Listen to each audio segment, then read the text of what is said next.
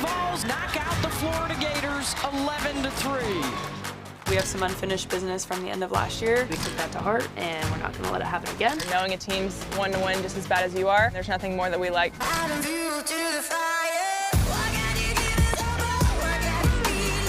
Florida-Tennessee rivalry. You know it's going to be good softball. It's an ESPN highlight reel every single time. Oh my gosh. Come on. Look at the energy. Going back to the swamp, it's just super special. That meeting almost 10 months ago in Oklahoma City, kind of lopsided. Not the case in the rematch this weekend. Welcome to the SEC on ESPN. This series between #1 Tennessee and #8 Florida, it's lived up to the hype. We've had drama both days. Now the rubber games. We're tied at a game apiece. In game one, the #1 pitching staff in the country took the Vols to a 2-1 win, but yesterday, that dynamic offense of the Florida Gators responded. Back-to-back homers in the third, went on to win it 5-2, and now we'll see what happens here in game three. Hi again, everybody. Welcome to Gainesville alongside the great Michelle Smith. I'm Clay Matvick. It's great to have you with us here today. Two Women's College World Series teams from a year ago. Both are great again, and no shock this is going to be decided today. We are seeing so much of this in college softball now. Yeah, absolutely. There's just so much parity. When you look at the SEC, every team is so good, so you know it's going to be a battle. All three games, every single pitch. It's what we're going to see today. Florida's bats, no surprise, carried the day yesterday. We knew that offense was going to show up, but Carlin Pickens, we didn't expect her to get hit around a little bit yesterday. You know she is coming back with revenge on her mind. She only pitched one inning, but gave up back-to-back homers. Oh, and by the way, she's probably the best pitcher in the game of softball right now. She's going to have velocities up in the mid-70s. She just can do so many electric things with that softball. A good rise ball at the top of the zone, a good drop ball the lower half of the zone. Oh, yes, and she can mix speeds. How about an ERA below 1? She just has so many tools and gifts in that circle play. This is the best pitching staff in the country. Pickens, the two-time All-American, leads the way. And even though she's coming back from injury, says she's 100%. We'll see how she responds here today. Now, Florida only had 6 hits yesterday, but they were timely and 2 left the yard. This is a juggernaut of an offense. They know how to get it done. How about 70 home runs on the year? Team batting average over 390. They are tops in batting average, runs scored, home runs, slugging percentage. They do it a lot of different ways.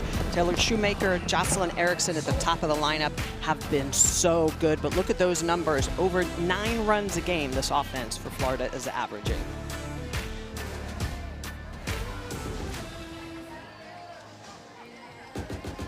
Keegan Rothrock is going to get the start in the circle today for Florida.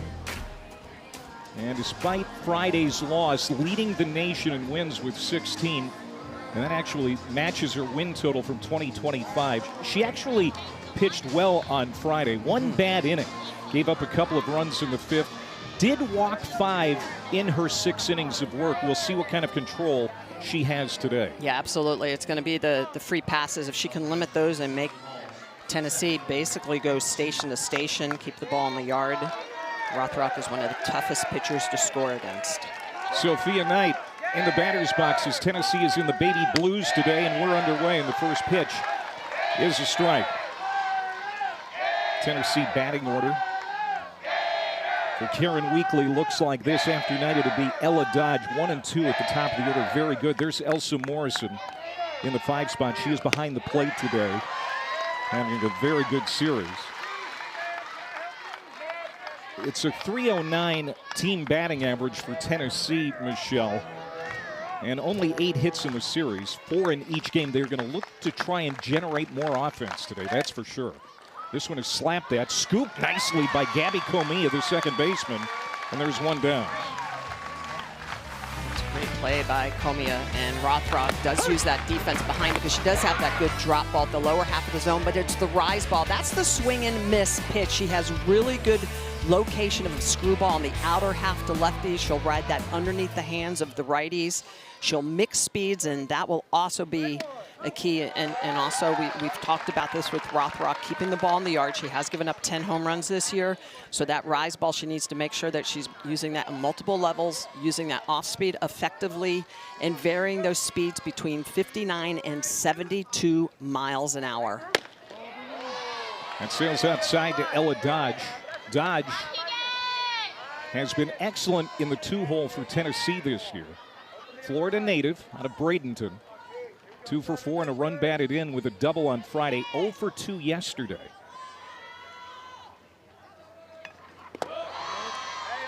They generate most of their offense from their players at the top of the order, and look no further than Dodge. Yes. She has been on base in 39 straight games going back to last season. Yeah, she is so good in that 2-hole, plays a great second base, but just brings the energy. Chopped, and this is going to be off the front foot of Dodge. The Hall of Famer Karen Weekly, 25 years now in Knoxville, almost 1,400 career wins over the past 3 decades. Yeah, just so much knowledge. Players coach. He knows how to motivate her team and get them in shape, mentally and physically. Well, and we were down on the field talking to her before the game, Michelle, about that 26-game winning streak that they had to start the year. She knew they had a target on their back for a long time, but she said that the team never felt the weight of that. Which is impressive. That's, kudos to the coaching staff. 3-2, lifted in the air, short left field, and McClellan is going to range over to her left and make the catch. Cassidy McClellan in the outfield today with Townsend Thomas in center and Taylor Shoemaker. This Florida defense, very good, and especially the outfield. A lot of speed out there. They cover a lot of ground. And there's Tim Walton. Now in his 21st season. Also a Hall of Famer. And he had to be pleased, even though yesterday Florida didn't have a ton of base hits. They produced enough to even this series at a game apiece. Here's Gabby Leach now. Right fielder for Tennessee, 0 for 5 in the series, but her walk Friday turned into the game-winning run. Well, that's the key. You got to be able to earn your way on base and then let your teammates knock in, and that is what Tennessee is going to have to really work on in this game against Rothrock. Seeing her now, second game, she threw 6 innings in game 1, is the consecutiveness, being able to get someone on base, productive outs, and then really hit situationally. 2 balls and a strike from Leach. And now 3-1. And Gabby Leach is so good at understanding the strike zone, working herself into good leverage counts, which she's in right here at 3-1.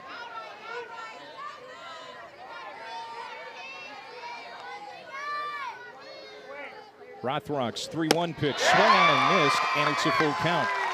You know, Rothrock missed 5 weeks last year because of health issues. I think the health is getting close to what we saw from her in 2024. She is certainly starting to pitch well. Yeah, she is on point, really good rise ball. The payoff. This is lined into right, and it's going to get past a diving Comia for a base hit. First hit of the ball game for Tennessee comes from Gabby Leach with 2 outs.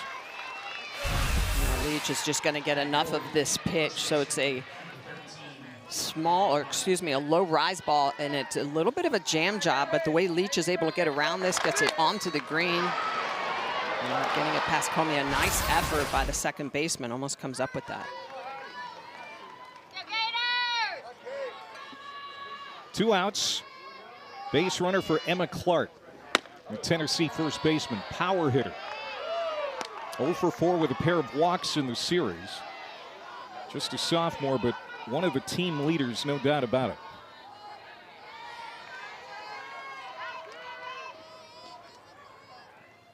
Rothrock rocks and fires. 1-0, foul back. Tennessee, the unanimous #1 team coming into the weekend, started 26-0 as we talked about before that 1-0 loss at Mississippi State last Saturday. Now 28-2 after yesterday's setback.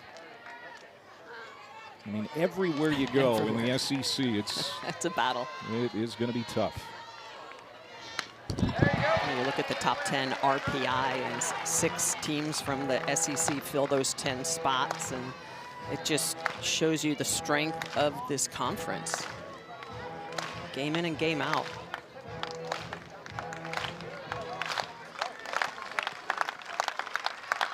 Leach at first. 1-2 pitch. And Clark lays off.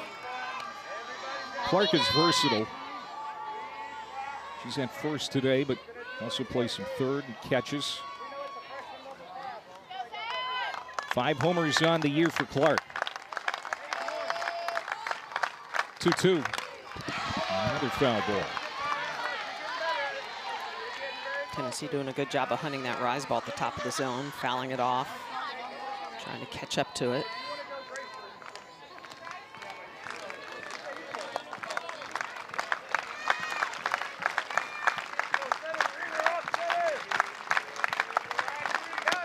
Called strike 3. First strikeout for Rothrock. Leach is stranded. We've played a half, and now Florida coming up for the first time. Keegan Rothrock showing why she is one of the top pitchers in the country. She will use all aspects of the zone. A nice pitch underneath the hands for the strikeout.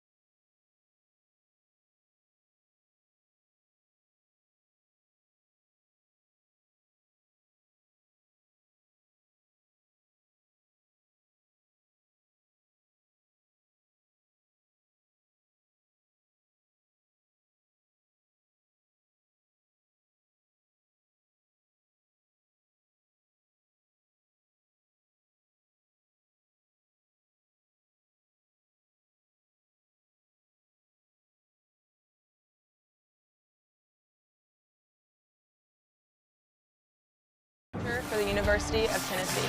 My rookie season, I was SEC Freshman of the Year. Then I was back-to-back SEC Pitcher of the Year and a 2-time All-American. Today, I'm in the circle for the Lady Vols. Carlin Pickens, 7-1 with a 0.97 ERA. 3 innings save Friday, took her first loss of the year yesterday.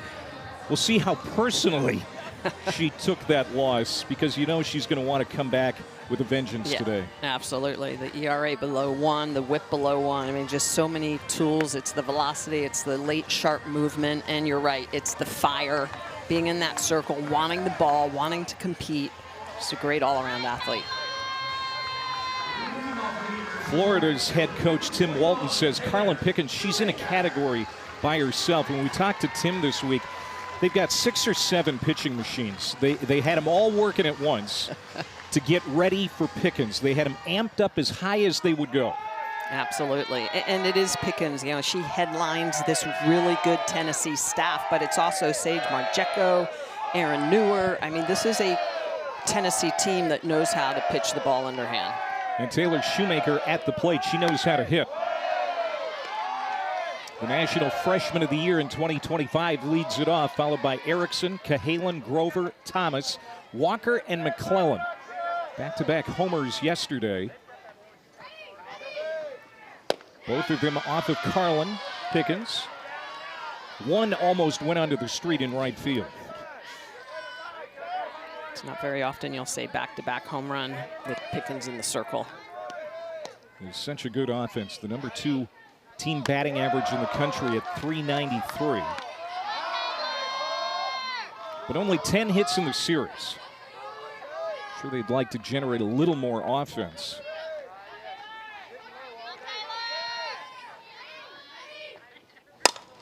This is hit high. This is hit deep. Forget it. Goodbye, home run.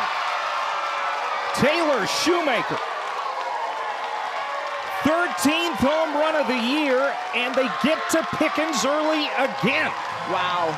71st home run of the year for this Gator offense. And Shoemaker in that leadoff spot. It's her 13th home run of the year. This is a rise ball, and she just gets underneath of it and takes it out of the yard. She elevates this, so it's up at her shoulders, but the angle at which she barrels this up, the exit velocity off of the bat, that's the deepest part of the field at over 220 feet. That's the 5th home run of the year. Pickens has given up 3 in the last 2 days.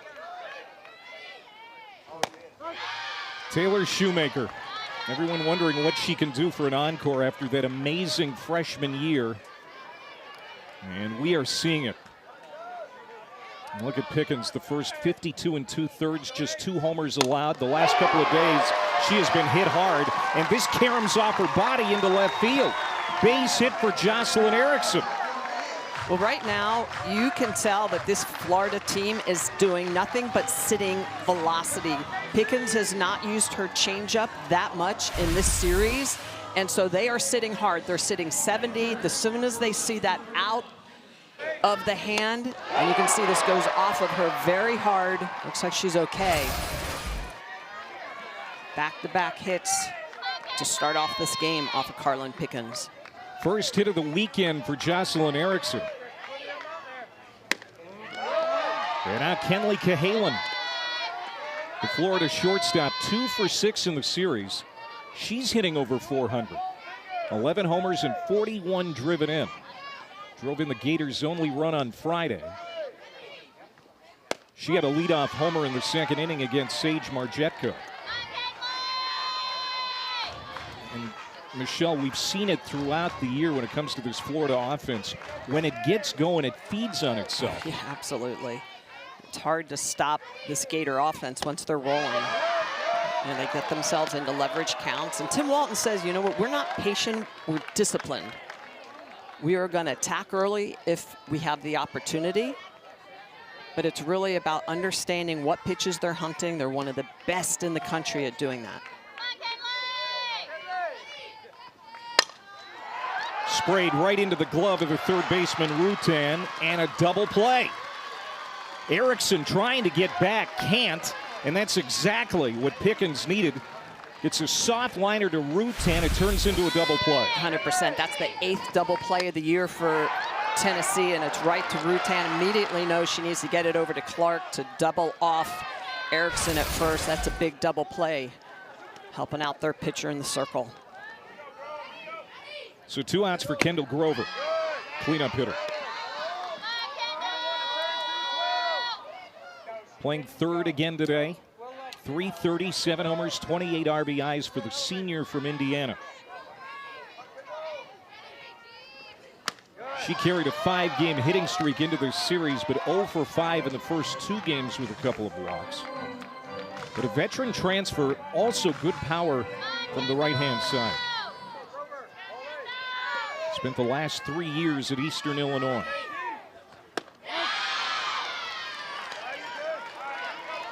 And that's the pitch that Pickens is going to have to be able to throw today on the inner half, getting underneath the hands.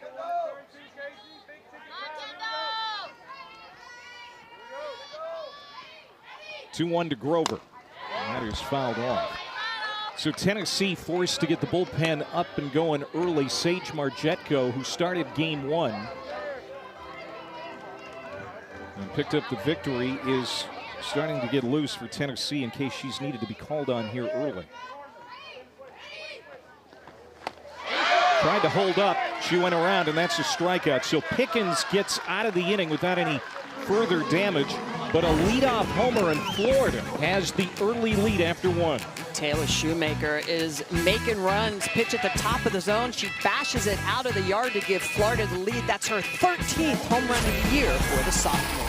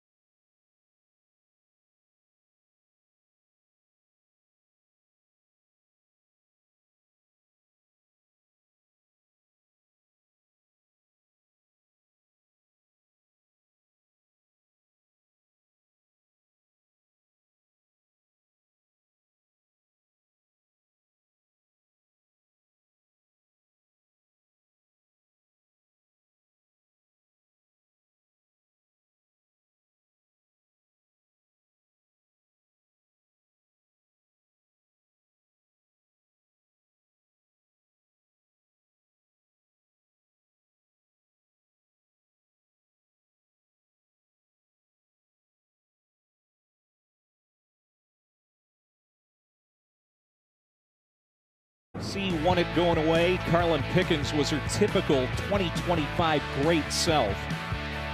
Sophia Nugent left the yard. Boo Gibson hit a home run. And Florida kind of licking their wounds after that 11-3 defeat in Oklahoma City. But this series is even at a game apiece here on Sunday. Great job by Florida yesterday to come back, pick up that win after losing 2-1 on a very tight game in Game 1 on Friday night. You know this is going to be a battle. This is the best part of it. This is SEC softball, pitch in and pitch out. Rothrock to face Elsa Morrison, Alana Leach, and Mackenzie Butt. 5, 6, and 7 for Tennessee.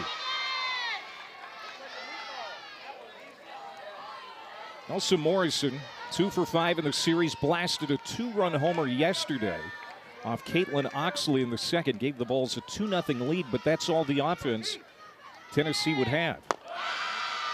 Morrison, such a great pickup for Tennessee, a freshman, strong behind the dish, also doing a good job hitting out of that 5-hole. 2023 Gatorade Player of the Year in Tennessee out of Knoxville's Farragut High School. That stays right on the corner for Rothrock, who got a strikeout of Emma Clark looking to end the first inning. Did give up a hit to Gabby Leach, but so far so good for Keegan Rothrock, the nation's leader in wins. 3-1 count. Took something off and fouled back. It's 3-2. Rothrock has a lot of tools. She has that rise ball that she loves to throw underneath the hands of the righties, but that last pitch moving away from Morrison, so she'll do a little bit of a curve on the outer half that has some up, it has some out. Struck her out. Back-to-back Ks going back to last inning. 1 down here in the Tennessee second. Well, and this is when Rothrock is so strong. She'll come underneath the hands, and then the last 2 pitches on the outer half. That is a great curveball. You could see the tight spin and rotation on that. It's spin speed over pitch speed. Second strikeout of the game. Now here's the other Leach sister, Alana Leach, in left field for Tennessee. Like her twin, incredibly strong as a corner outfielder. 4 homers, 10 runs batted in. Leach family, not a great. They just keep softball. coming. They do keep coming. Fun to watch. We should mention about Rothrock too. She did not pitch against Tennessee in the Women's College World Series last year. She had a blister on her pitching hand, so sat that one out. And you got to think that that certainly benefited Tennessee last year, not having to face this right-hander. Oh, absolutely. You know, she's got the majority of the onus of the pitching on her back with Ava Brown, the number 2 pitcher, being out. But Rothrock has really done a good job, as you mentioned earlier, at the injury last year. She didn't have quite as many innings. She is back now. She is healthy. She takes ownership of that circle, and she has a lot of different tools that she's able to use. 2 balls, 2 strikes. It stays away, full count to Alana Leach. Mackenzie Butt, the designated player, is on deck.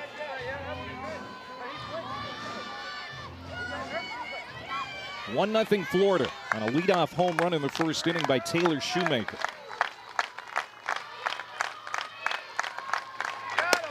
Line drive into center field, and that's a base hit. Second hit for the Volunteers.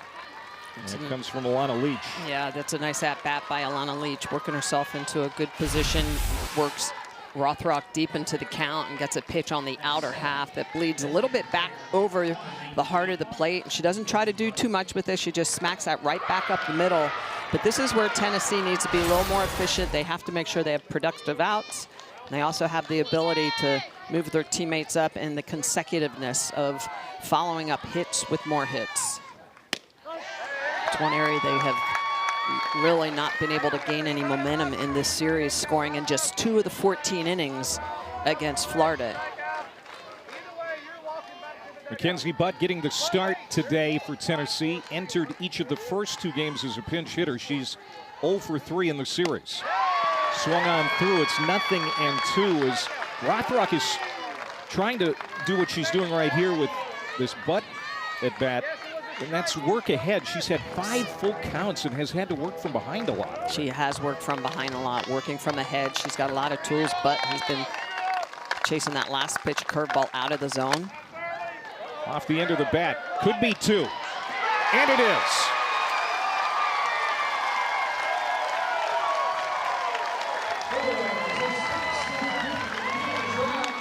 How about the defense for Florida? Their 9th double play of the year. Great job up the middle. Comia to Cahalan, over to Erickson at first. And Rothrock, of course, she's loving that defense behind her.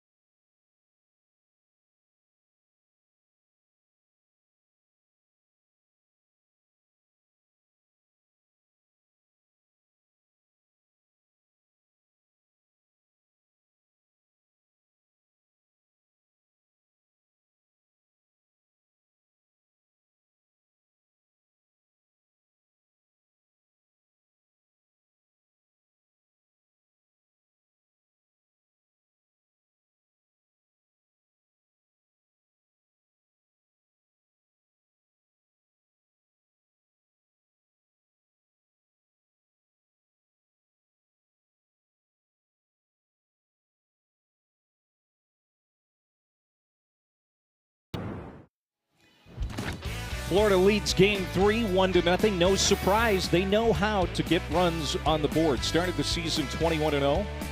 Best start since 2016. And look at that, they are just pounding teams, winning by almost 8 runs per game on average. And then leading the country coming into this series in a ton of categories. Tim Walton, for a long time, he's been one of the best offensive minds in the country. Absolutely, just a savant of understanding the strike zone, getting his team ready. Slap, other way. Townsend Thomas, the reigning SEC Freshman of the Week.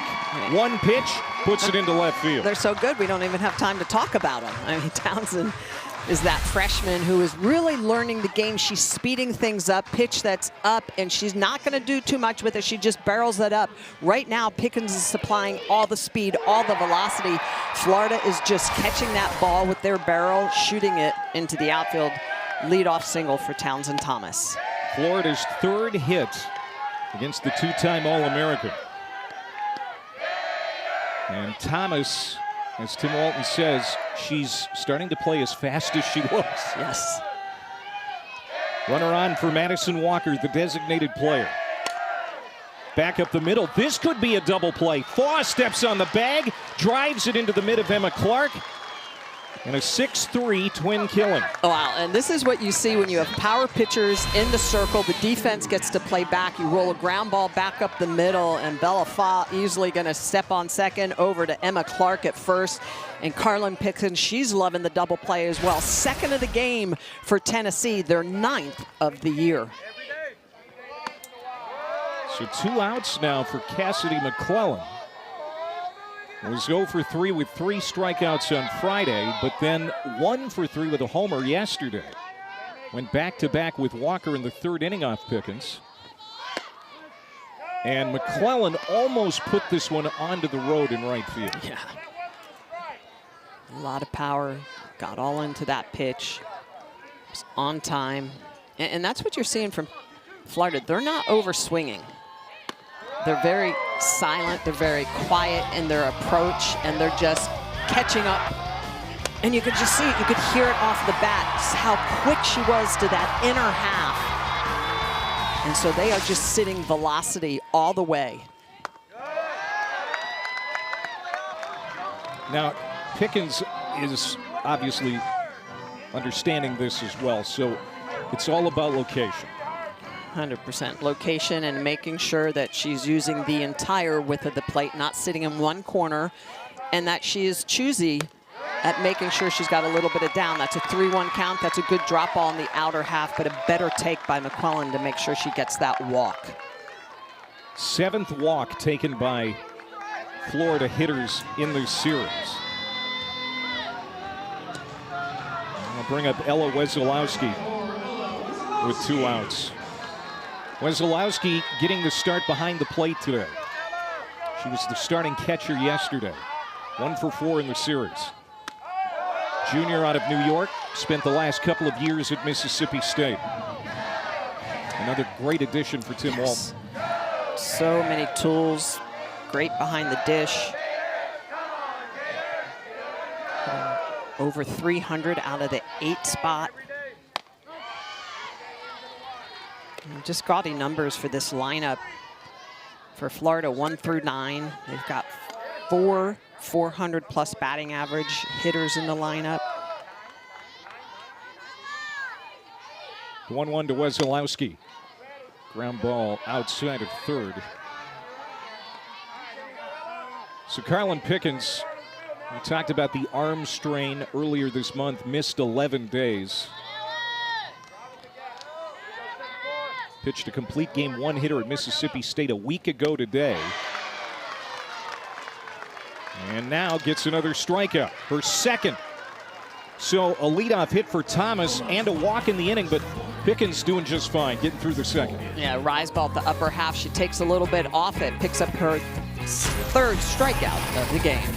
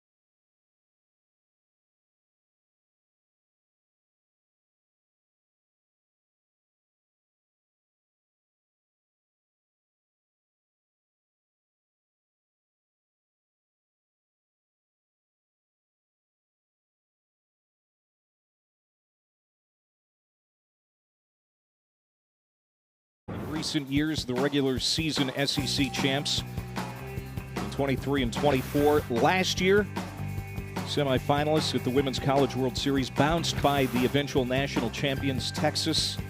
And this year started 26-0, a program best start for the Volunteers under Karen Weekly. Well, and a lot of it is the pitching staff. That ERA as a staff below 1, the whip well below 1. That's one of the things you need opponent batting average against. There's just pretty incredible numbers. Leads Division I with 13 shutouts. Maddie Rutan, Bella Faw, and the top of the order, Sophia Knight for Tennessee here in the 3rd. They've had a couple of hits so far, 1 in each inning against Keegan Rothrock, but nothing on the board yet. Rutan, junior out of Columbus, Indiana, 1 for 6 in the series. Transfer from Eastern Kentucky. Another valuable acquisition because she's a two-way player. Yeah. Spent some time in the circle for him. Great defensively, also the big bat. No, and that's what you need in today's environment. You've got to have athletes that you can move around.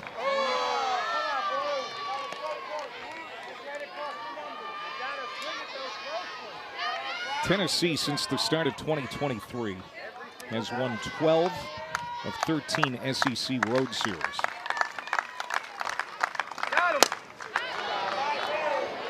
Fly ball, loping back, Townsend Thomas, and she'll make the catch. Coming up later, the NCAA Women's Basketball Championship second round continues. Ole Miss and Minnesota at 2 Eastern on ESPN. Texas Tech and LSU on ABC at 3. Baylor and Duke at 4 on ESPN.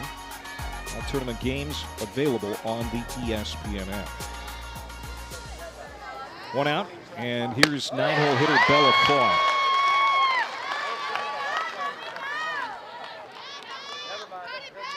Farr, veteran shortstop, 0 for 5 this weekend. Junior in the lineup mostly for her defense, and she has been terrific in the field. Only 2 errors all season.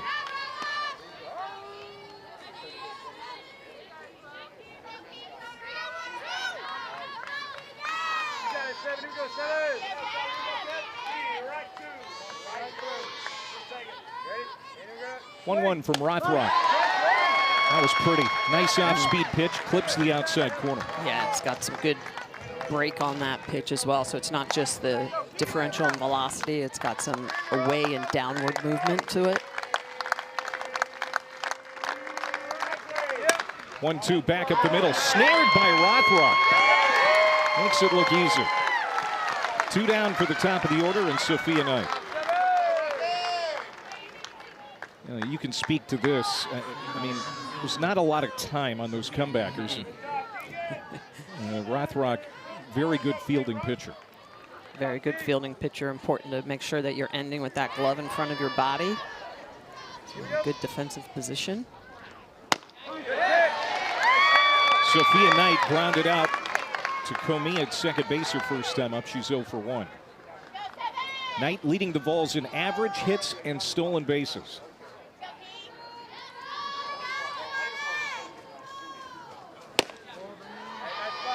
Great pickup out of the transfer portal. One of 2 Boise State transfers in this lineup. Led the country with 103 hits last year for the Broncos. A lot of hits.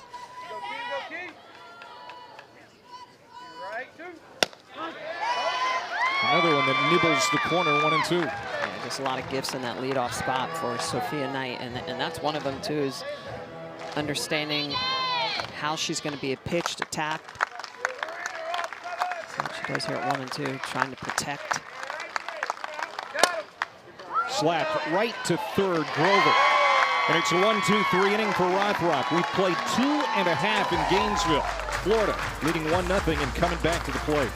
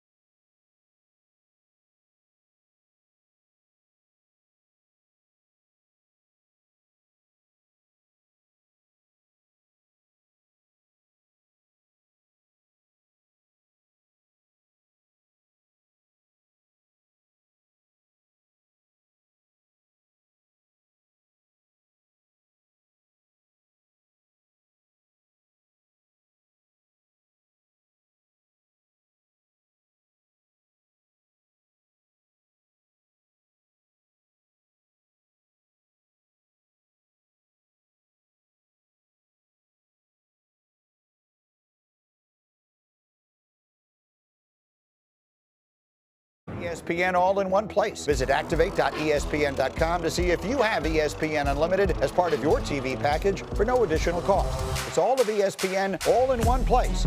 Sign up or activate now. You should activate now. When Greeny talks, people listen. Oh boy, I could not do that. Charlie and Jackson, they are twins. Oh, those are the kids of Scott Snyder, our director. And it's a race. Who's going to win? Oh, it looks like a tie. Wow. Well, that's what you would expect. They are twins after all. There's Mom. Oh, that's awesome.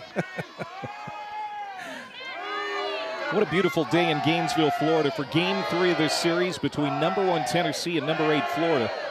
Gators leading 1-0. A leadoff homer in the first by Taylor Shoemaker. Comia, the 9-hole hitter, leads it off here in the third. Shoemaker to bat next, followed by Jocelyn Erickson.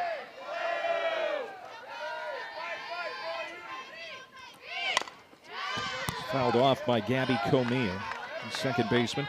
Yeah, Florida has timed up the two-time All-American pretty well today. 3 hits, including the home run by Shoemaker. Well, one of the things I love that Coach Walton talked about is taking a step up. So setting up those machines at 72, 75 miles an hour and getting as close as possible. But the key, they said, is that having his hitters approach that machine without wrecking their swing. So he wants them to get as close as possible, reduce that distance, work on timing, but still keep the fundamental mechanics of those swings intact. I'd say it's worked so far.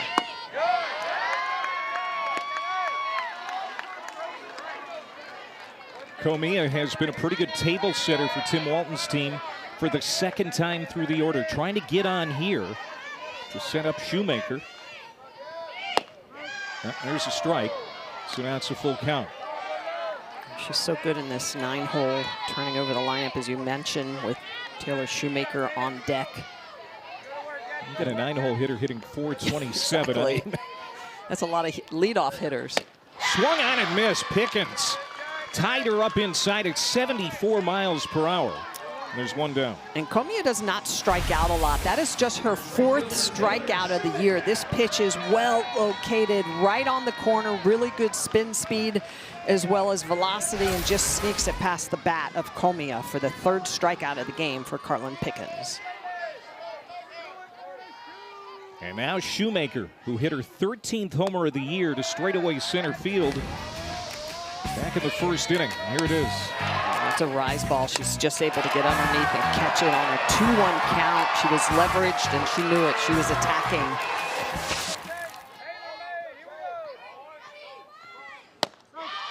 Challenged her there, pretty much down the middle of the plate. Ball on her strike. Shoemaker hit .389, 22 homers and 86 runs batted in. And you're thinking, wow, it's going to be tough to top. She may do it this year. Yeah. Well, and the power, you saw that last graphic, 44% of the hits off of that bat are for extra bases. You know, she just gets the barrel so quick to that contact zone.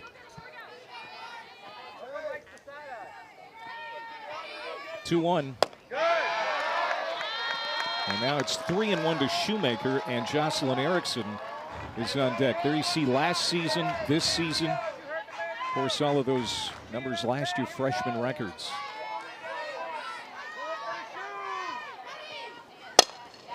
Just foul. 3-2. Tim Walton called her this week one of the best hitters he's ever seen, and he's been around the game for a while. Yeah, and I love the way that he says, you know what, she doesn't watch a lot of film. She doesn't need to. It's almost too much information at times. She's a very feelsy type of hitter, so when she's feeling good, she's in her zone, you just leave her alone. You just let her go. Carlin Pickens misses high, and Shoemaker will work a walk with one out. Second walk of the game given up by Pickens.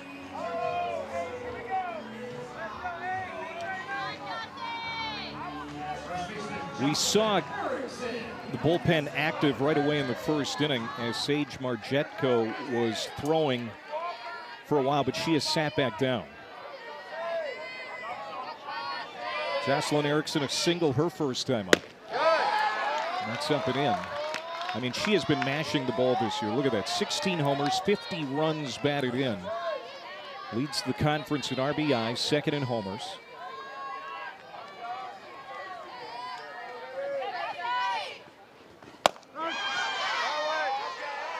There's a strike to even up the count, but Pickens has developed a little bit of an issue here, like we saw Rothrock, her first several hitters, falling behind in the count.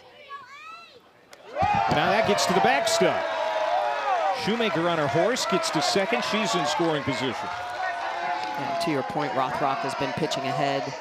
Pickens has been falling behind. And when you do that with a really good hitting lineup, you're constantly in leverage counts for the hitters.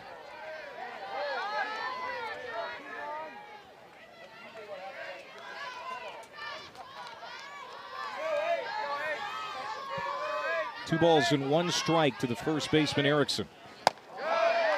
That's outside. Erickson came into the weekend second in the SEC in hits, right behind Shoemaker. Base hit here would make it 2-0 most likely.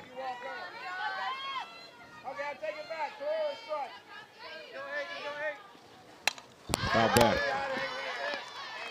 These two together in the lineup, Shoemaker and Erickson. Shoemaker leading the country in hits, 54 hits now, and then Erickson. She brings that power.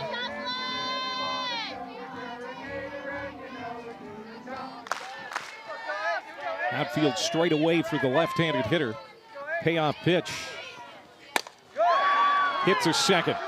Ella Dodge makes no mistake over to first. Shoemaker trots to third with 2 outs. And that'll bring up Kenley Cahalan. Nice defensive play by Ella Dodge, and that's the one area they needed to clean up for Tennessee. They have 4 errors in this series against Florida. Just 14 errors on the year, so those 4 errors in the last 2 games. Give an offense like Florida extra at-bats, extra outs per inning, and they're going to score off you. Yeah, they had 2 unearned runs yesterday because of those mistakes in the field. Cahalan lined into a soft double play her first time up.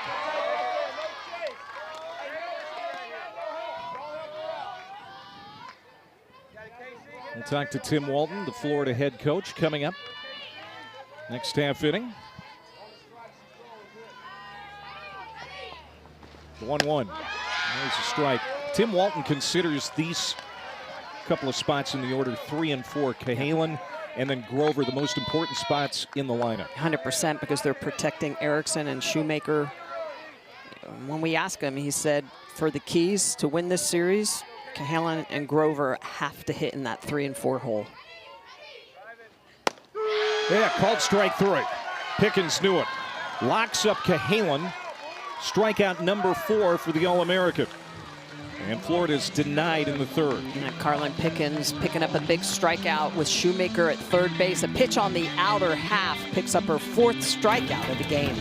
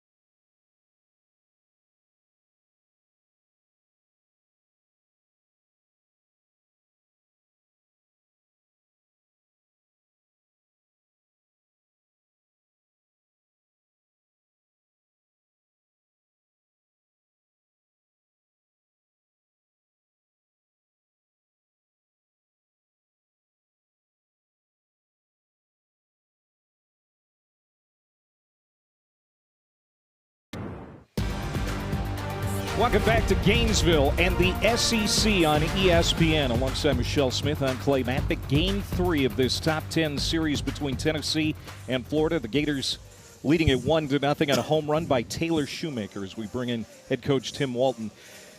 Taylor, a very special year last year as a freshman and doing it again here as a sophomore. No slump for her in year 2. What makes her so special, Tim?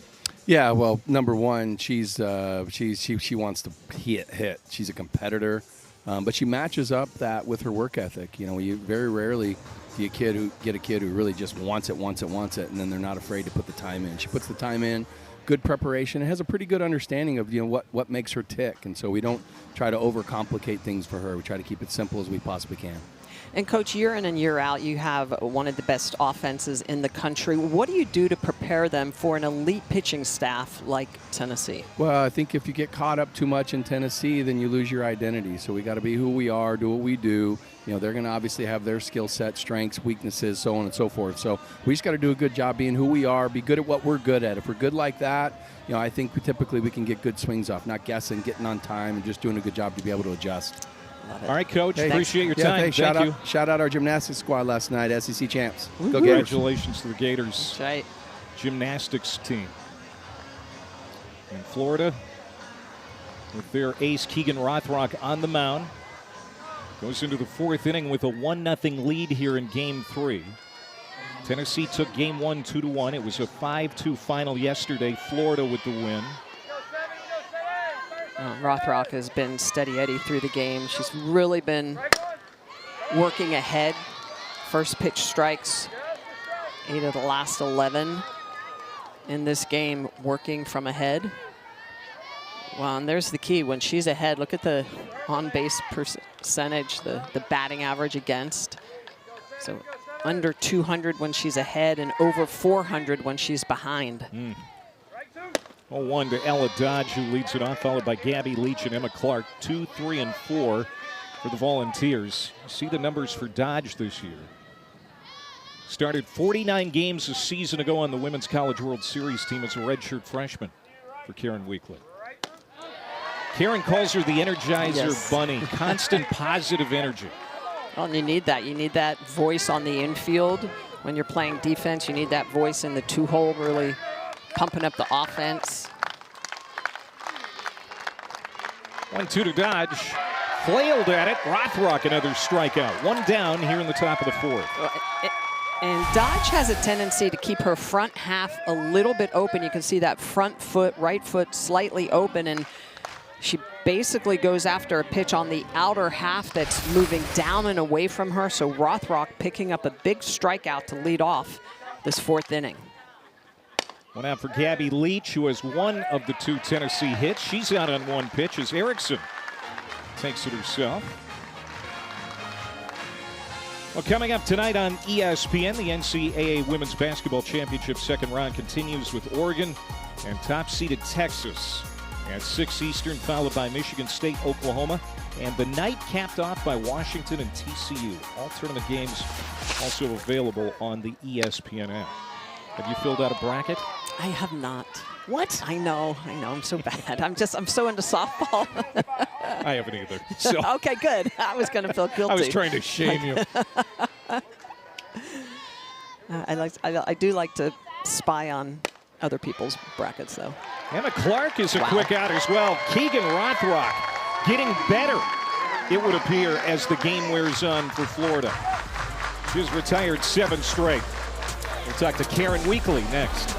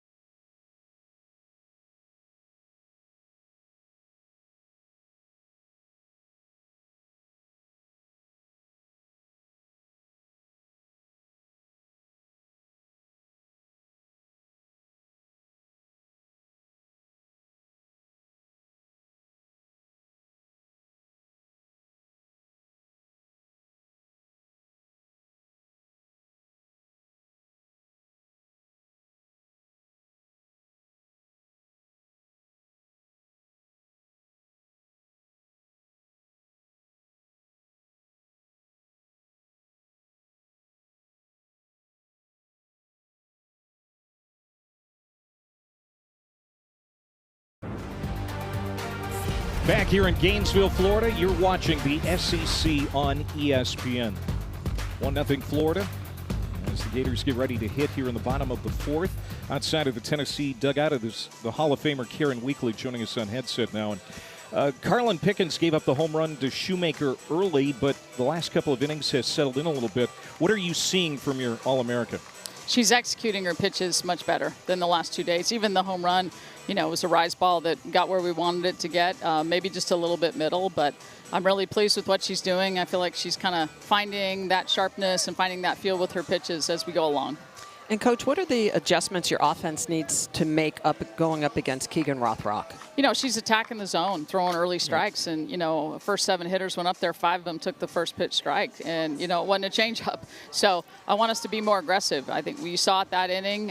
You're not going to get your timing if you don't swing. That's the best way to do it. So we need to get the bat off our shoulder, and something's in the zone. We need to get after it. Coach Weekly, thank you so much. Yep, thank you. Karen Weekly, in her 25th year as head coach, 5th year as the lone head coach of the program.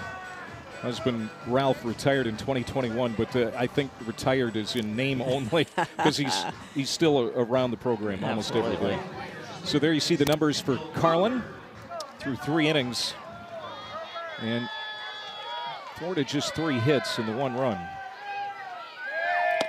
Kendall Grover, Townsend Thomas, and Madison Walker, 4 through 6 in the order due up here in the 4th.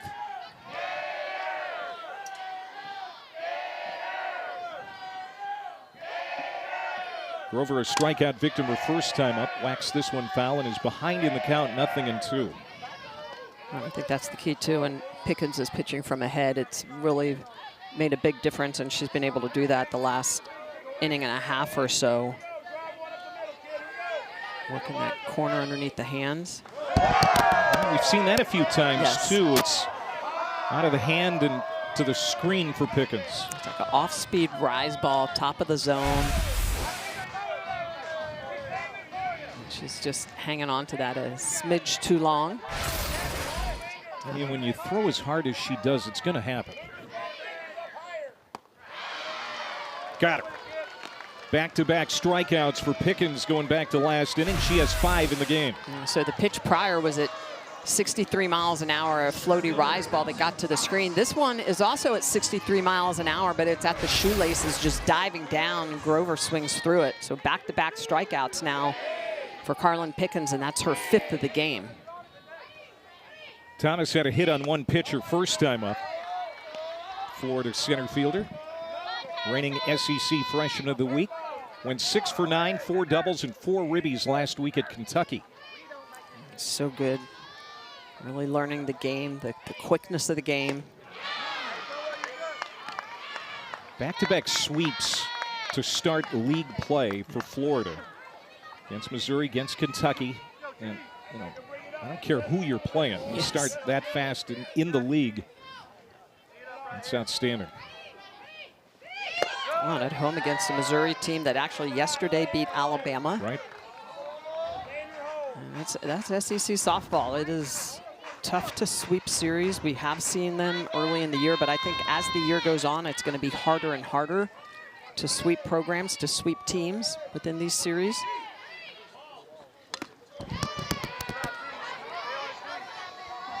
There are 11 teams in the top 25 from the SEC this week, including 6 in the top 10. Number 8, Florida. Number 1, Tennessee. There you see Arkansas also in the top 10. Texas, the defending national champs, 28-1 now. They have won 26 in a row. That one is high to Thomas. They haven't lost since February the 7th. The Longhorns lost to Nebraska in the UTSA Invitation. That's it. They've been quietly doing their job. No doubt. Full count to Thomas. Another foul ball. They didn't play today, and Texas won't play today. They beat Baylor twice over the weekend, so they're out of conference. And that's a team that's scary good again. Scary good. A lot of different tools on that Texas team. The appeal did not go. So Thomas coaxes a walk here with 1 out. in the 4th inning. It's a really good at-bat by Thomas really pulling back, holding on. That is so difficult to do, to really shut that swing down on a pitch that's hard and coming inside. 3rd walk of the game given up by Pickens. So a runner on for Madison Walker, the designated player who hit into a 6-3 double play in the 2nd inning.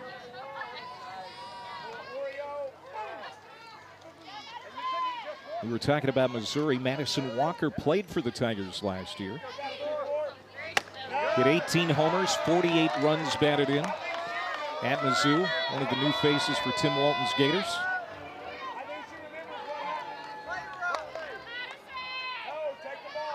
Had that big home run off of Pickens yesterday. Proved to be the game-winning blow, and here it is from Saturday. Well, you can just see this pitch was supposed to be on the outer half and it leaked back into the zone, and she just tattoos that over center field. That was a line drive. It got out quickly, a 2-run shot. Statement home run. I don't know that that got more than 15 feet off the ground. No, it was a rocket. 1 out. Townsend Thomas, the speedy freshman at first base for Florida. 3-1 pitch, right down the middle. To second for 1, and another double play. I'll tell you, Belfaw and Ella Dodge up the middle for Tennessee have been getting it done. Boy, the defense is putting on a show here for both Tennessee and Florida. This is that traditional 6-4-3 double play. And of course, Pickens is loving it. That is the 3rd double play of the game for the Lady Vols.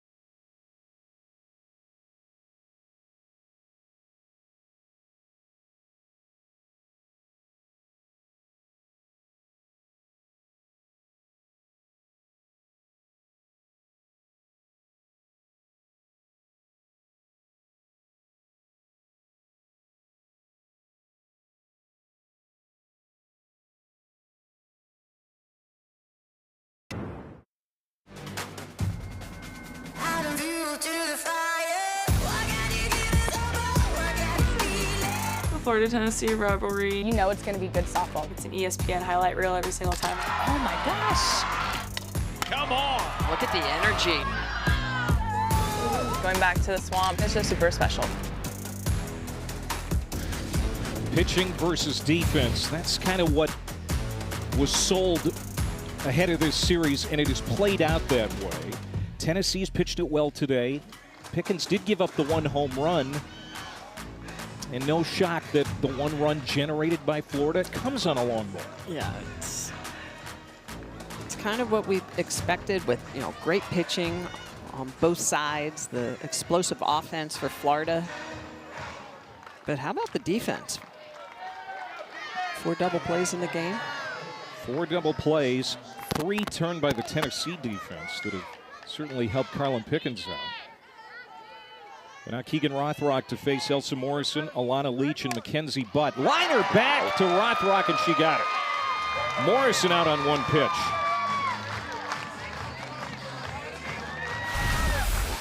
Rothrock with Really good opportunity to get a ball right back at her, because that glove, we talk about the glove and how important it is that it ends in front of the pitcher's body, and textbook form by Rothrock, and in a position to make that catch. One out for Alana Leach. Gabby and Alana Leach hit back-to-back homers in Game 2 of the LSU sweep a couple of weeks ago. Doesn't slap as much as her sister. Generates a lot of power, has 4 homers on the year. Tennessee looking to find some offense. You know, throughout the course of the series, 10 total hits. Yeah. Well, and we talked about it earlier, too. Like, they've only scored in 2 of now, what is that? Doing quick math here, 16 innings. Popped up on the infield, the shortstop. Cahalan calling for it and sticks with it for out number 2. Well, here's this weekend's featured softball games on the SEC Network and the ESPN app. A couple of good non-conference rivalry matchups Wednesday. Louisville taking on Kentucky at 5:30 Eastern. Then number 24 South Carolina hosting Clemson in Columbia. Well, Tennessee just having a hard time getting anything rolling, because at this point Rothrock has retired 9 in a row. And when you don't have that consecutiveness offensively, it's tough to put runs up on the board unless you're hitting the ball out of the park. 1-0 pulled foul by Mackenzie Butt, who hit into a double play to end the second inning. What a year Butt had last year at Boise State. Just the 7th freshman in NCAA history with at least 20 homers and 75 runs batted in.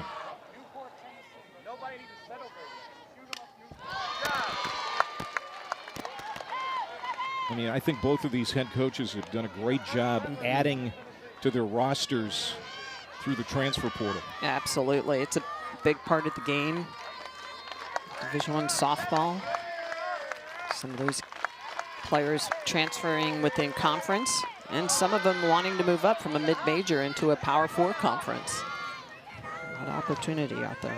And you just don't know how it's going to transfer over. You come from the Mountain West to the SEC, and you might have some growing pains, but really Mackenzie Butt has been outstanding. 7 homers, 25 RBIs on the young season. And this is going to get out of play. Well, that's what you need, because Tennessee lost some power last year in Boo Gibson and Sophia Nugent. And when those big bats graduate, you've got to plug those holes and figure out who you are offensively. How are you going to score runs? And this Tennessee team, as they come into tougher and tougher pitching in the SEC. Lined over the glove of Comia into right field. 2-out base knock for Mackenzie Butt. And that's what they have to figure out, Clay, is really what is the identity of this offense. Couple of hits here for Tennessee in this game, a lot of them with 2 outs. And that's a nice curveball in the outer half. That's a very good pitch from Rothrock. It's out of the zone. You could see it's River moving into that left-handed batter's box, but because of the reach of Butt, she's able to take that and go the opposite way. And that's what you want. You're given a single. She's not trying to hit a home run on a pitch that's running away from her, so she picks up that all-important base hit. Just trying to make something happen after Rothrock had retired 9 in a row. So Zoe Schuler is going to pinch run at first base with 2 outs for Maddie Rutan. Rutan flew out to center, and Townsend Thomas her only time up. That's a strike. Maddie Rutan did not play a lot of third base at Eastern Kentucky, where she transferred from, but she has turned out to be a really good third base fit for Karen Weekly's club.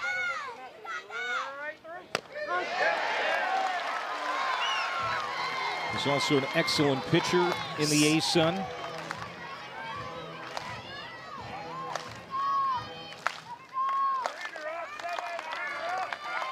Rothrock trying to work around the base hit and get through the 5th, and now time is called. Yeah, Rothrock has just been a juggernaut, working from ahead here. Gives up the base hit and then just immediately comes right back against Maddie Rutan.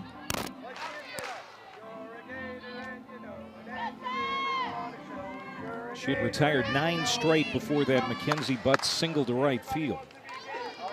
Schuler running for at first base.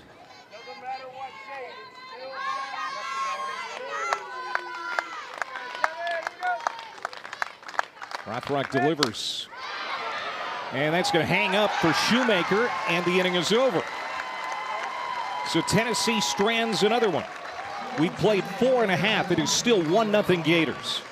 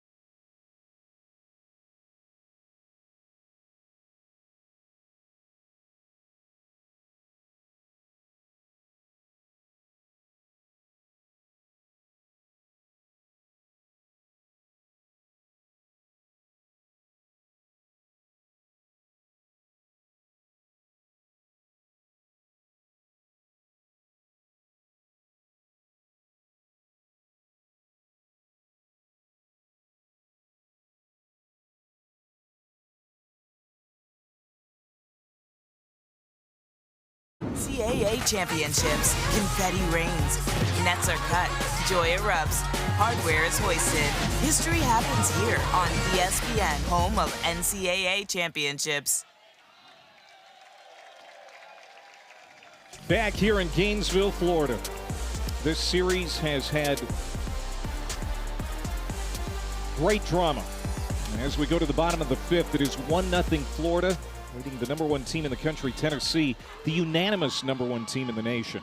What a feather in the cap this would be for the Gators to knock off the Vols this weekend. Absolutely. I mean, this is just primo SEC softball, where it is tough to win on the road. It's tough to win at home when the #1 team in the country comes in.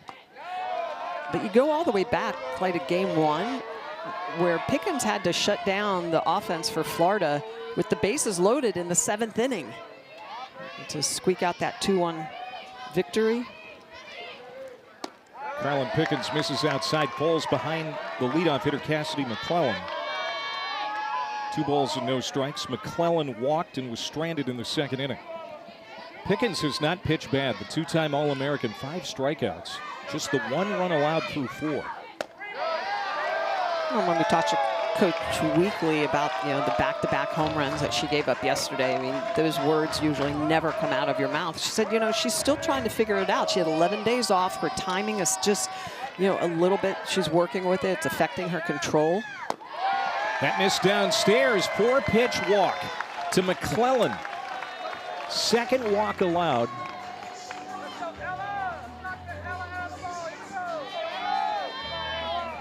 And the 3rd time that the Gators have put the leadoff hitter on. Yeah, and I mean, that kind of sums it all up. Only 2 home runs allowed through her first 53 2/3 innings, and she's given up 3 here against Florida in 7 innings work. And now Wesolowski at the plate. I said 2 walks, make that 4 walks for Pickens. And you see that 35 out, 35 in, not exactly a great ratio at 70 pitches. No, you typically want to be about 2/3 strikes, 1/3 balls. So in a pitch count near 75, you're looking at having more around 40 to 45 strikes.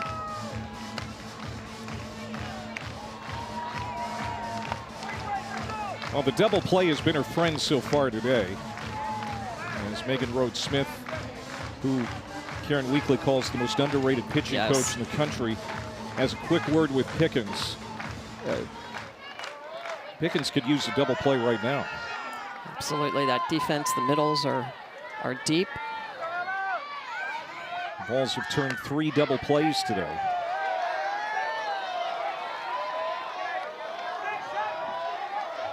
Wesolowski, a strikeout victim in the first inning. Well, you can see the defense here. Look at how those middle infielders are playing deep, double play range. Just down, and you can see Carlin Pickens saying, hey, Brian Crochet, where was that? Just below the knees, apparently. Well, and I like the freshman Morrison is going to come out and talk to her pitcher. Get her refocused on working that lower part of the zone behind 3-0 here. This is a dangerous hitter at the bottom of the order, too. Wesolowski in the 8-hole.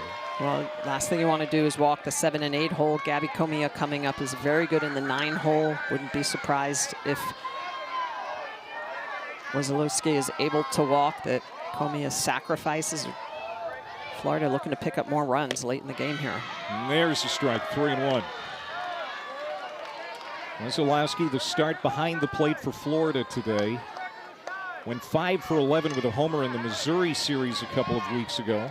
Has 4 homers on the year. And another strike, so now full count. Good job by Pickens coming underneath the hands to pick up the strike to go to 3-1, 3-2 on the outer half.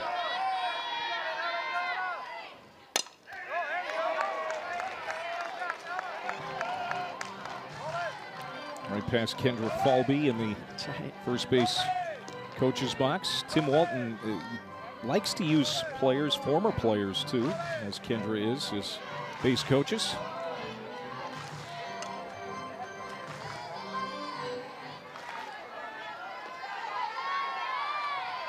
Pickens rocks, fires the 3-2. Walked her. Back-to-back walks to start the 5th. And Florida has the great Carlin Pickens on the ropes. When that last pitch very close to the zone, it definitely looked like it was on the corner. I think the question may be the height of it. That looks like a strike right at the belt. Pickens wanting it. Coach Weekly coming out of the dugout wanting it. Back-to-back walks now here in the 5th inning. And her 3rd walk in 4 hitters faced. As the 9-hole hitter Comia comes up and shows bunt and takes a strike. This is the prototypical softball. I knew this is what we would see coming with Comia in the 9-hole, 400-plus hitter in that spot, just really looking to do her job and advance her teammates up. Second time we've seen Margetko up in the bullpen. Margetko got up after the home run by Shoemaker and the base hit by Jocelyn Erickson right away in the 1st inning, but then after that, Pickens kind of settled into a bit of a rhythm. But now Margetko is warming up again. Time is called, and we're going to have an offensive conversation. Quarterback by Tim Walton. Well, I'm sure right now Coach Walton is telling his offense, like, look, we need to get both of our runners into 2nd and 3rd. And you look at situationally hitting, when this Gator offense has runners at 2nd and 3rd with less than 2 outs, the odds of them scoring are astronomical. A batting average, a team batting average over 750 with runners in that particular situation. And so Coach Walton's basically telling Comia, just get the ball down on the infield somewhere.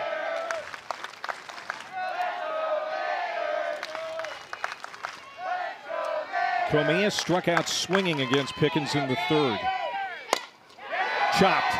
2nd. They'll get 1 as Dodge wins the race to the bag for the force out of Wesolowski. Wow, that's a great play by Ella Dodge. At first, that looked like that could have been a base hit up the middle, the position she was playing at. But she reads it really well. Look at where she's at in this position. So she is up and she is in, but she gets that nice high hop, gets to that ball immediately, goes to 2nd for the force out, and keeps the Gators on the corners. But now she has to face Taylor Shoemaker, who's the difference in this ball game right now. Runner goes and no throw. Comia into 2nd base as a base hit now would likely score 2. Well, there's nowhere to hide, because if you pitch around Shoemaker with first base open, then you're looking at Erickson. But I do have to say, the batting average against with the bases loaded versus with runners at second and third with less than 2 outs, the odds tell you put Shoemaker on first and then hope that you can get Erickson and Cahalan out. But those are tough decisions to make. Now, Karen Weekly came out and told Brian Crochet she wants a challenge to see if Gabby Comia left early. She did get a good jump, that's for sure. There was no throw from Morrison. And so they're looking at her.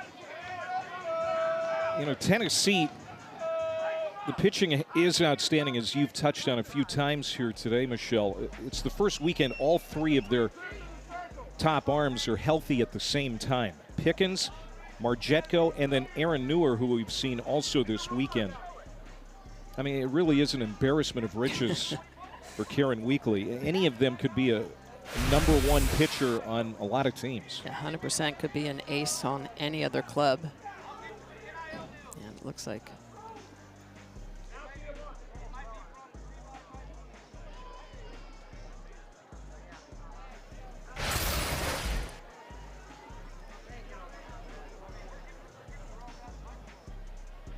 After further review, the call on the field stands as called. The runner left on time. This is Tennessee's first challenge. 1 remaining. So Tennessee loses a challenge. McClellan at third. Comia at second with 1 out for Shoemaker, who could tear a hole in this game quickly. Yeah, absolutely. Again, this is a tough situation. So the defense for Tennessee is going to be up, and you can see immediately Tennessee is going to walk her. Oh! To the backstop. Chasing is Morrison. No play at the plate as McClellan scores with the second run. It's 2-0 Florida.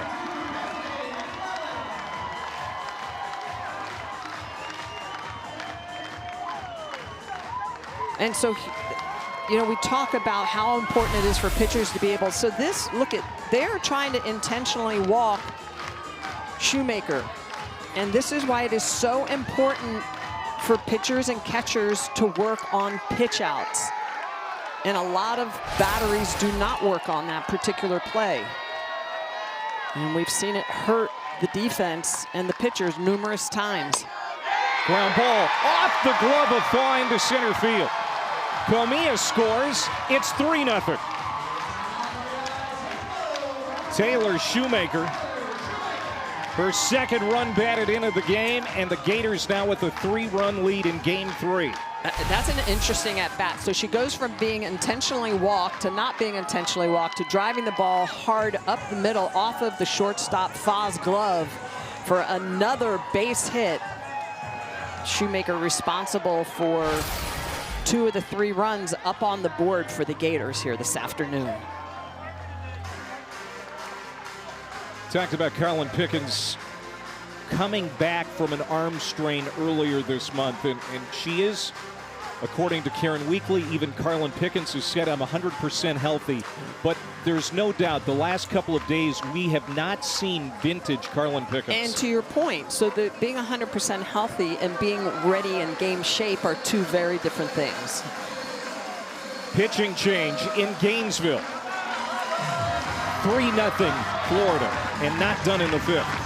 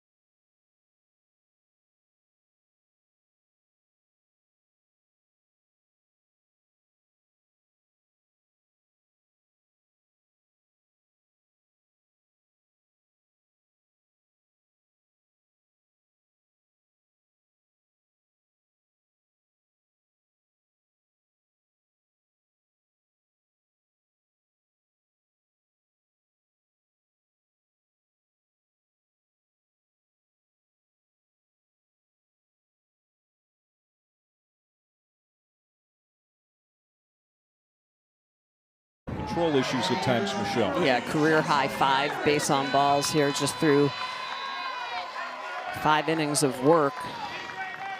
And now Sage Margetko comes in, the veteran right-hander. Got the win on Friday, her 7th of the year. Second year at Tennessee, transfer from South Carolina, trying to hold the Gators in check the rest of the way. As Florida now leads it 3-0 here in the rubber match. Jocelyn Erickson singled against Pickens in the first and grounded out in the third. The 0-2, rise ball got her. Well, this is where Sage Margetko is so good. She's got some of the best spin in the game. Karen Weekly loves the way that she can move the ball. This is a rise ball. It starts at the numbers, gets up near the eyeballs, and she induces that swing and miss. Huge second out, picking up a strikeout versus Erickson. And she starts Cahalan outside. We were talking with Karen Weekly about Margetko, how she's learned to command 5 pitches. Yeah. And kind of stick a finger in your ear and shake, because did I hear that right? 5. Well, a lot of pitchers will say they have the ability to throw 5 different pitches, but she can truly, and I like to call her the Jet. The Jet can throw 5 different pitches, and those are pitches that she can throw in a 3-2 count, any situation, behind, ahead. Just some of the nastiest movement, really good spin speed, so she gets that late sharp break. 1-1. Ooh, off speed that time. And that 1-2. A knee buckling changeup, right, to help set up everything else. Well, Tennessee can keep this to a 3-run deficit. They still have 6 outs to work with at the plate. Popped up, and this is going to spin back out of play. Karen Weekly says she hasn't had someone with that many pitches in her arsenal since Ellen Renfro almost 15 years ago. Yeah, Renfro, an All-American, just really good movement. Could make the ball dance through the zone. So Sage Margetko is a great alternative to Carlin Pickens. Comebacker, Margetko. Great relief to put out the fire in the 5th inning, but it's a good inning for Florida as they tack on 2 more here in Game 3, and now lead it 3-0. Gators getting it done, taking advantage of a couple of walks, but Shoemaker again with another RBI. The Gators up 3-zip.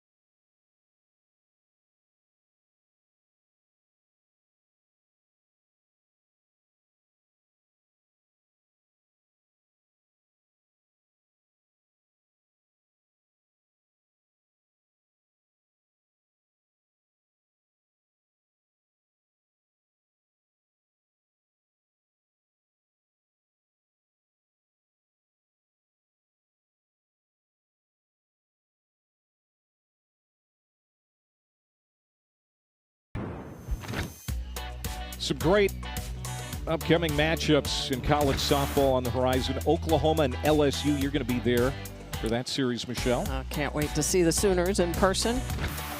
Texas A&M and Texas, no love lost between those 2 great programs. Have that. And Texas and Alabama. And Michelle, you're going to also be on the call for that one. Texas and Oklahoma in April. I'm also circling that one on the calendar, too. ESPN is going to cover all 3 of those games in the series, E2 and ESPN1 the rest of the way. I mean, that's going to be an outstanding series. That could be a battle between 1 and 2 in the country at the time. Absolutely. That is going to be epic. I'll be there with Beth Mowens and Jessica Mendoza, and it's going to be a fun series. Pinch hitter here for Tennessee, Meredith Barnhart, freshman out of Colorado, to lead it off in the 6th inning as Tennessee tries to get something going. The Volunteers have not had a runner in scoring position today against Keegan Rothrock. Rothrock has just been so good, just 2 over the minimum, no free passes. She's given up the 3 hits, but one of them eliminated with the double play from the defense. Barnhart pinch hitting for Bella Faw in the 9-hole. Sophia Knight and Ella Dodge also scheduled to hit.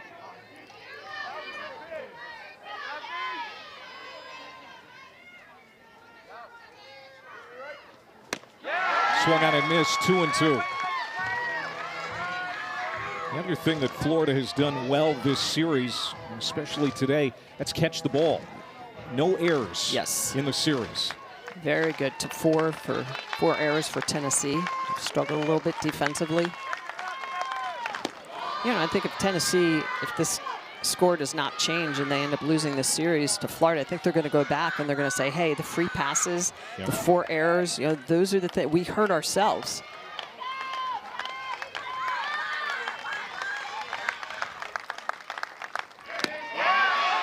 Just missed, walked her.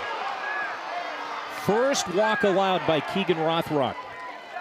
And Barnhart, the pinch hitter, works on here to start the 6th. Wow, that's a pitch at the top of the zone. It's a rise ball, and she wanted that, but that's also the pitch that Pickens threw last inning. Did not get that call as well. And Bella Faw is going to come back onto the field to run at first base.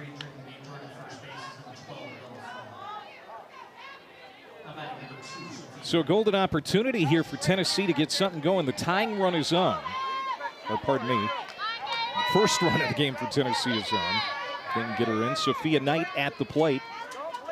The Boise State transfer is 0 for 2. Comebacker.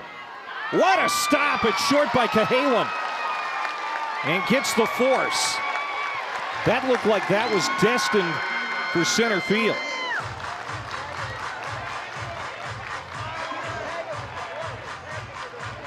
Now some confusion. Faw didn't know if she was actually forced out or not. And I think that's what Karen Weekly is going to ask, because Cahalan dives. The ball is in her glove. She touches with her bare hand. And so I think she's asking, does she need to tag the bag with the ball in the glove? So nice diving play. Reaches the bag and touches the bag with the bare hand. The ball is in the glove. So it's like stepping on the bag with your foot. Right. So it would be an out because it is a force play. What a diving stop by Kenley Cahalan as Florida's defense continues to shine. So 1 away, and here's Ella Dodge. You know, back to that play, that's positioning as well. She was in a great position to make sure she was able to reach that ball. It looked like it could have been a base hit up the middle. But you're right, the defense has been outstanding for the Gators. And Tennessee still unable to get a runner in scoring position.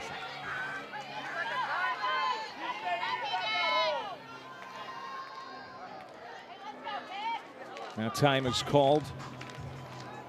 Stephanie Van Brakel, pro throw, coming out, the pitching coach for Florida.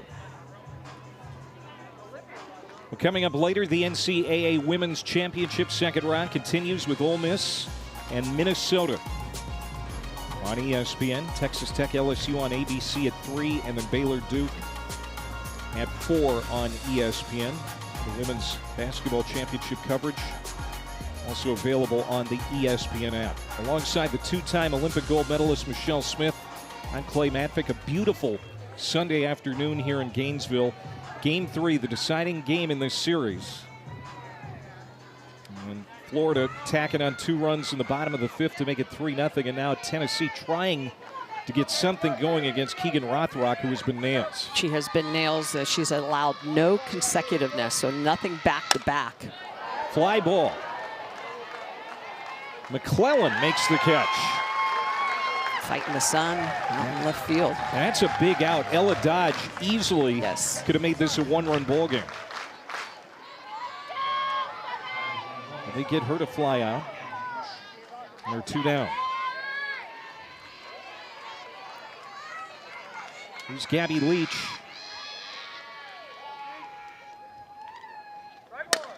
Line drive down the line and gone. Home run. It's off the pole. Gabby Leach, 6th home run of the year, and Tennessee pulls to within 1. Yeah, Gabby Leach was just so much power in that 3-hole. Takes a pitch on the inner half and just bashes it out of the park. You could see it off of the bat. Look at the way she's going to get around this rise ball on the inner half. Just barrels it up so beautiful. What a quiet swing. Just explodes those hips through, allows that barrel to come through and takes it off of the foul pole. Came into the day 0 for 5 in the series, her 2nd hit today. And finally, Tennessee gets on the board against Rothrock. And now swung on by Emma Clark. But it's going to stay on the infield. Comia puts it away, and the inning is over. Tennessee makes it interesting here in the 6th inning with a 2-run shot by Gabby Leach. And they're feeling good about still getting out of Gainesville with a series win.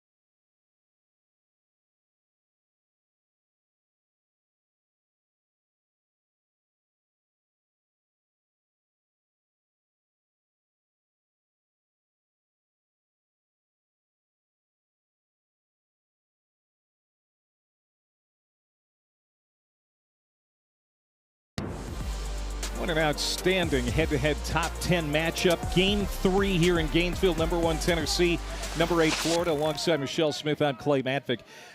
Offense has been hard to come by today. We've seen the long ball, though, and now Gabby Leach with that 2-run homer, making it interesting here late. Yeah, well, we've had All-American arms in the circle, but we've also had that explosive offense. Florida leading the country in a lot of different offensive categories, but I love the way that Tennessee has battled back. They put themselves in a position here now to be able to stay in this game here going into the 7th inning.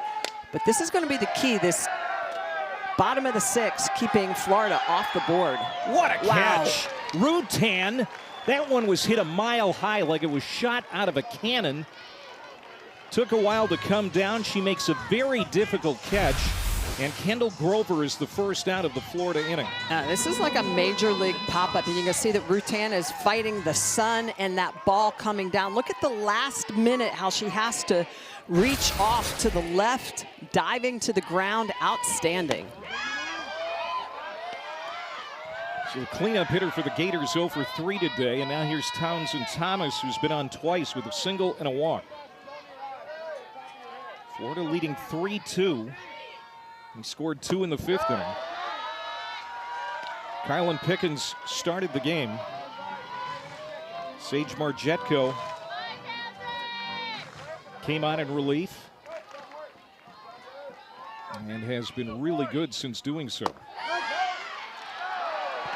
That's a strike to Thomas. Tim Walton even talked about it when Sage Marjeko was at South Carolina. He said, analytics-wise, she had some of the best movement in the game, and she's only gotten better since showing up at Tennessee. And that's the changeup, it's the rise ball that explodes upward, the drop ball that falls off the table.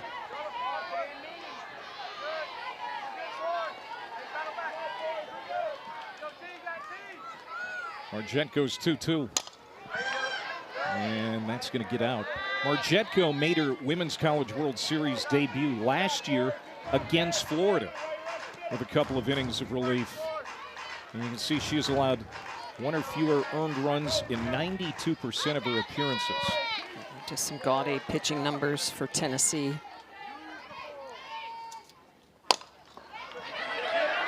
Going to be a race to the bag. Got her. Covering is Dodge.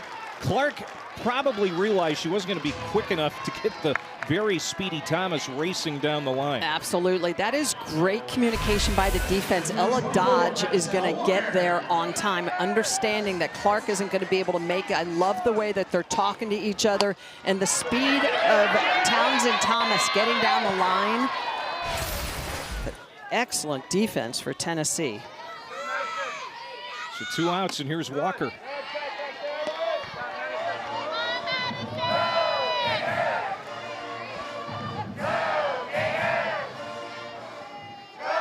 Madison Walker, big star in the game yesterday, 2 for 3 with a 2-run homer, which proved to be the game-winning blow.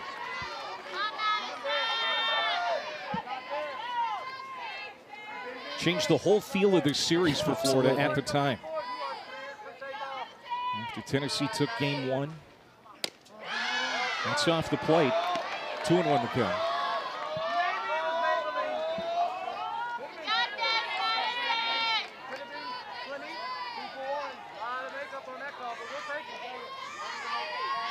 Right-hander delivers. Popped up. Could be playable. The catcher can't make the catch. Morrison spun out of her glove, and Walker is aboard.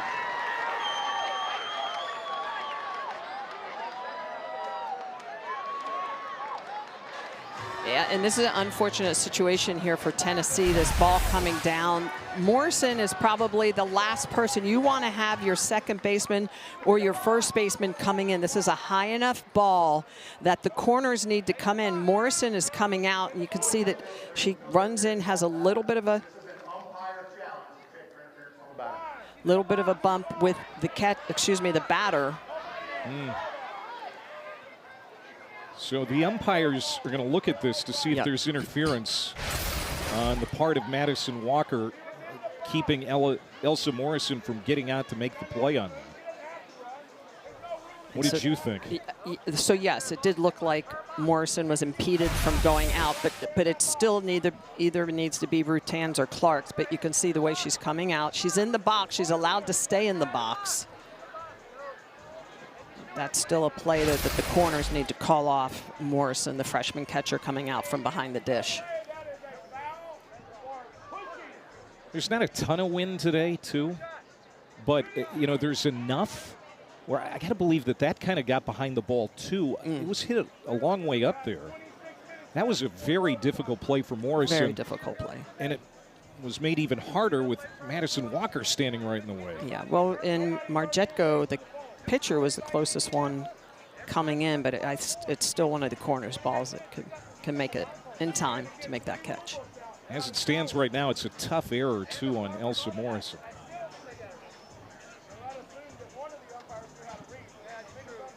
So the umpires getting a second opinion on this. Brian Crochet, our home plate umpire. Matt Dial and Keith Carney on the bases. Now, is she completely in the box? Well, no, she wasn't. She had slightly moved over. That's got to be something the umpires are looking at as well. The body placement of Walker. Where is she? Is she in the box? Because if she's not, then it indeed is interference. I'm actually surprised Walker did not hit down the baseline. She should have been running down the baseline on that.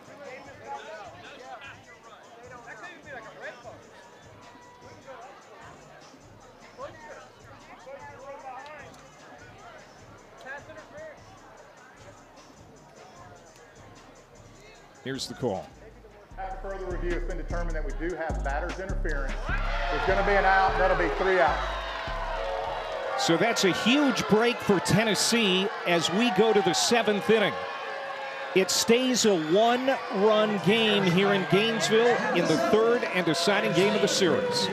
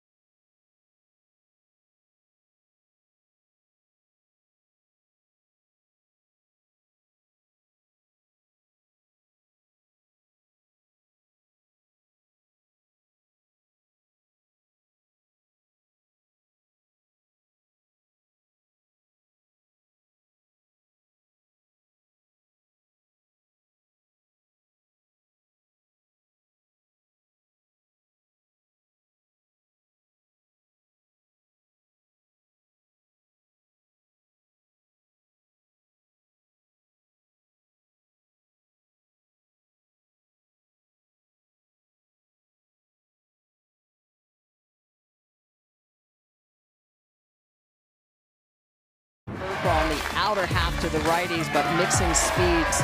Just 1 walk given up. At one point, she retired 9 in a row. She needs 3 more outs to pick up another win. She has 16 on the year. That matches her win total from all of last season. Leads the country in victories. She can get 3 more outs. The number 8 Florida Gators will knock off the number 1 team in the country in this series. And to put it in perspective, she threw 6 innings against Tennessee in game 1, 111 pitches, just 78 pitches through her 6 innings here. Also Morrison leads it off, popped up left field, trouble seeing it. McClellan lost it in the sun, and now the tying run is at second base. Yeah, this is just a tough situation.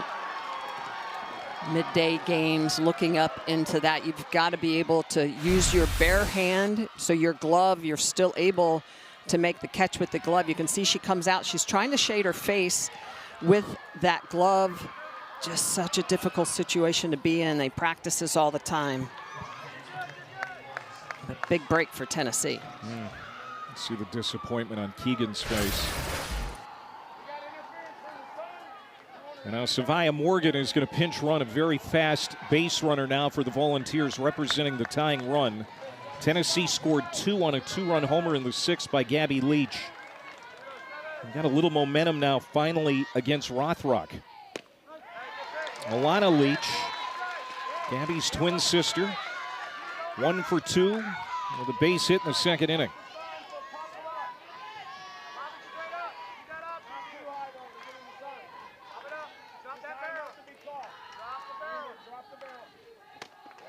Outside. Good job by Wyselaski keeping that pitch in front of her. Keeping a pinch runner. Morgan at second. To first. Erickson steps on the bag for 1. Morgan goes over to third. Coming up after we're done here in Gainesville, our next National Women's Soccer League match will be on ESPN2 right here. Home opener for the Stars, who take on the Current. Alongside Michelle Smith, I'm Clay Matvick. What a finale to this series, coming down to the wire. Florida trying to hang on, needing 2 more outs to get out of here with a Game 3 win and a series victory. 1 out, tying run at third, and Alana Leach at the plate. Oh, pardon me, Mackenzie Butt. Mackenzie Butt wrapped into a double play her first time up. Mackenzie Butt with a lot of power. 7 home runs on the year.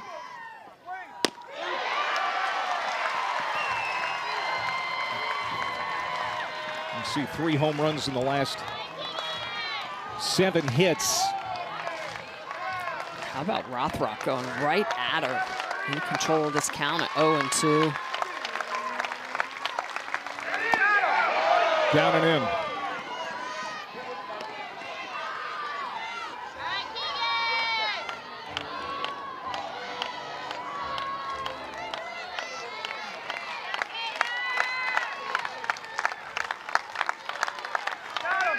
Checked her swing. Did she go? Yes!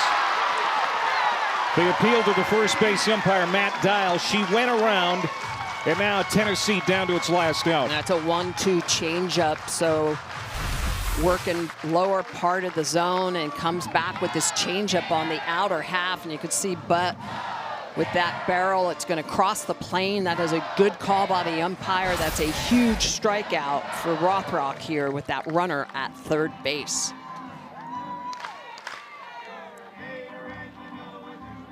So Tim Walton comes out for a quick chat with the infield. You see the rally caps, the rally cups in that Tennessee dugout.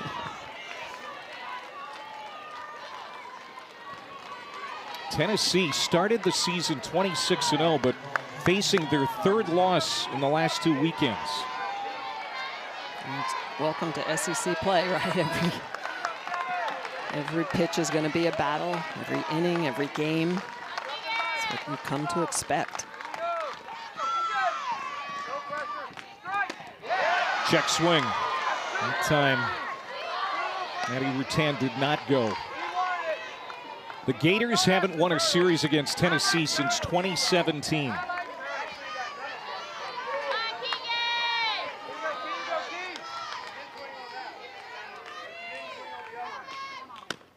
Upstairs to Rutan, 2-0.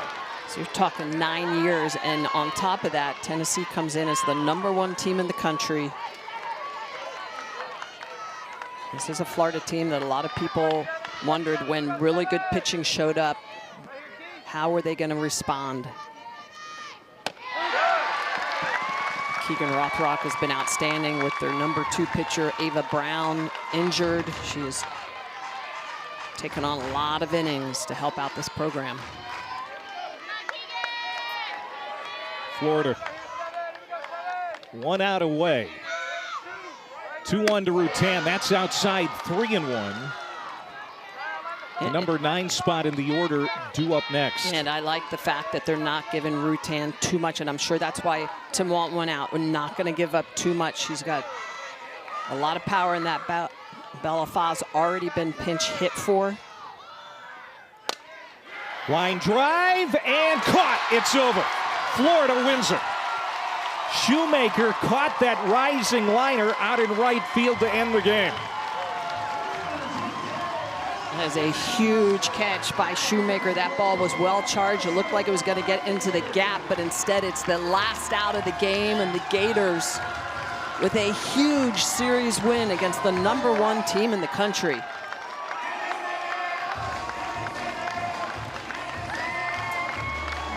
Elsa Morrison leads off the inning with a fluke double.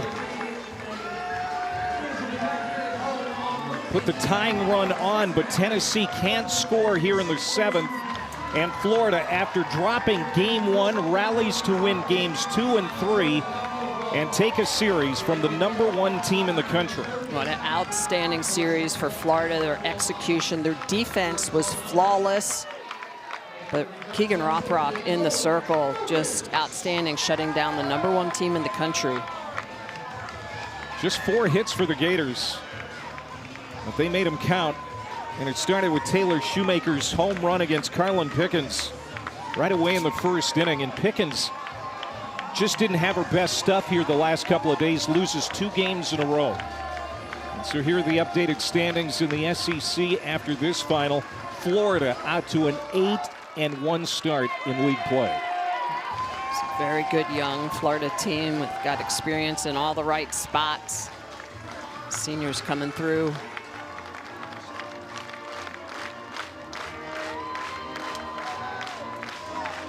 Now the fans here in Gainesville very appreciative as they see the Gators defeat Tennessee in a series for the first time in the regular season since 2017.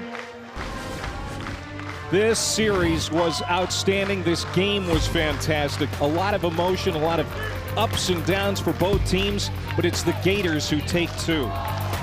For Michelle Smith and her entire crew, I'm Clay Matvick. We hope you enjoyed it. 3-2 Florida wins the series. So long.